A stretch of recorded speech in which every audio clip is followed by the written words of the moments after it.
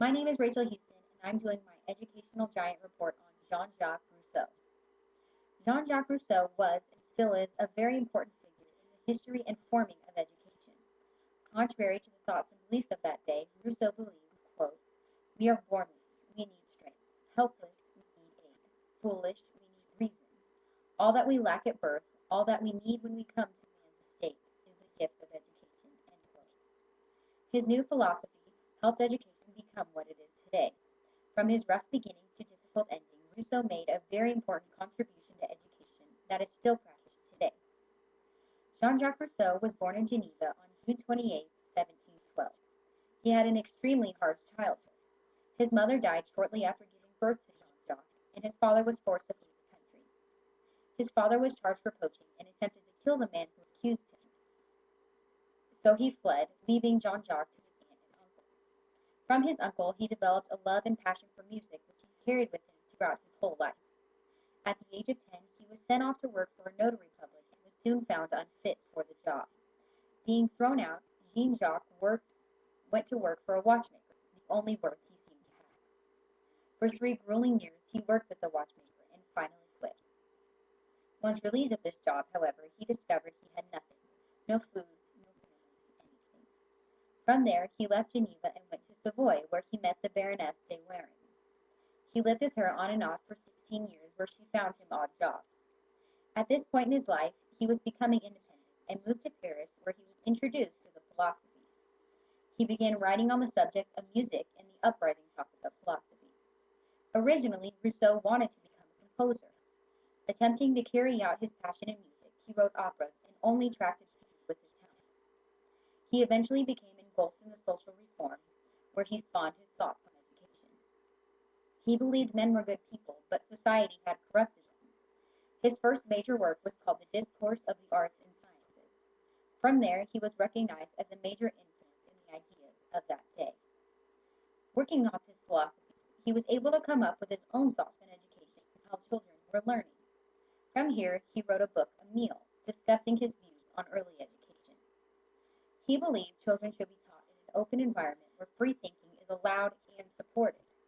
He believed that they should be taught for expression rather than repression. He believed children have personal ways to learn the most, and education shouldn't just be a uniform system. Rousseau also stressed the idea of learning by experience.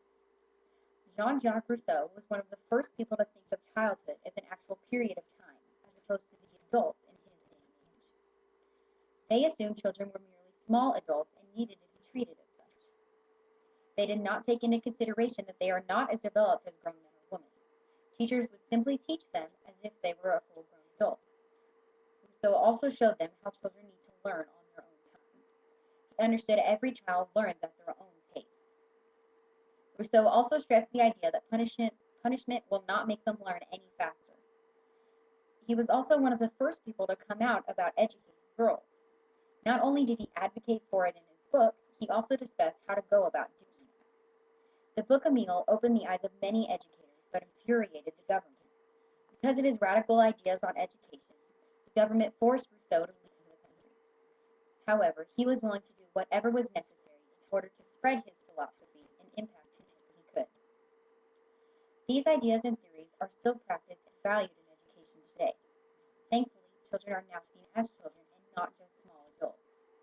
Teachers understand their students aren't as developed as adults and cannot be expected to handle the information or the style of adult learning.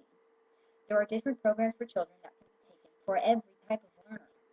Whether they need extra help in some areas or are more advanced than the other children, students are given the opportunity of all kinds of education. Each child is allowed to learn the way they prefer with different methods. Girls have been allowed to attend school and be taught at an equivalent level as boys for many decades now.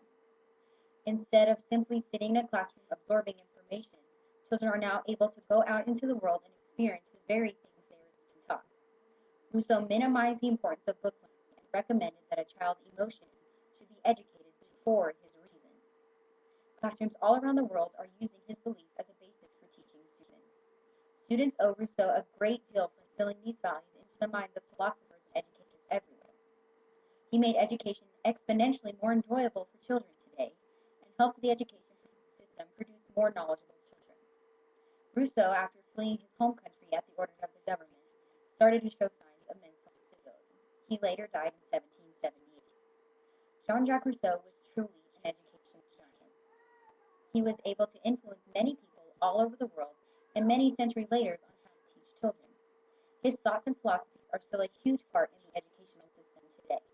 His ability to see past the popular thoughts of the day and come up with his own thoughts is incredible, and students now